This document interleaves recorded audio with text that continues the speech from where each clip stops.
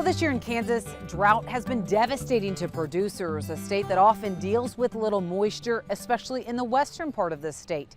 But here at Kansas State, researchers are working to become even more precise when it comes to measuring soil moisture.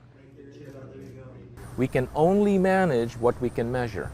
From automation and robots to remote sensing, precision agriculture is in focus at Kansas State. What we are trying to do with a group of engineers and material scientists is to work on measuring soil moisture and soil nitrogen, or soil nitrate specifically.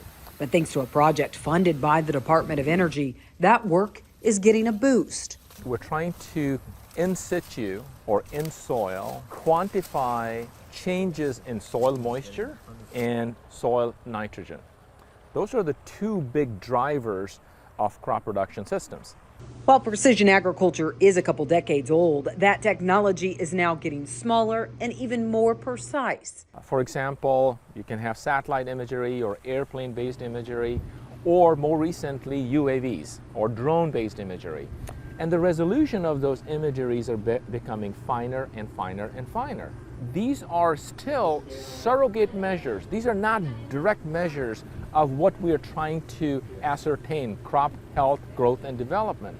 With that in mind, Khosla asked his engineering colleagues if there was a way to measure soil moisture across the field, but in as many places as farmers wanted. And the answer from the engineer side is yes, we can do that.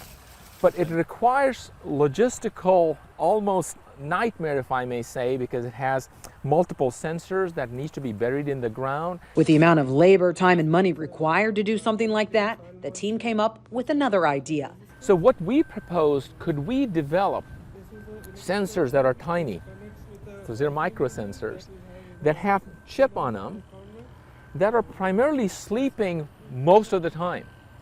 They're buried in the soil, either on the surface or subsurface area, and then you ping them as often as you want, ping them to get a measure of the property of interest. Hundreds of sensors randomly placed in a field that translates that data precisely, and ones that are less expensive and not as labor intensive.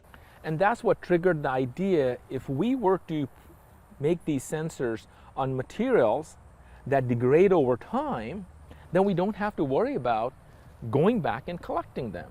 From water to nitrogen, it's an effort that isn't just at Kansas State University, but also UC Berkeley and UC Boulder.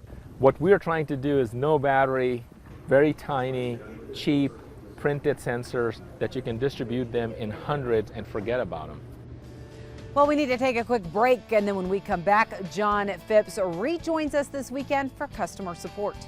The NRCS Conservation Stewardship Program cost shares more than 150 practices on farms and ranches. Visit your local service center or farmers.gov today.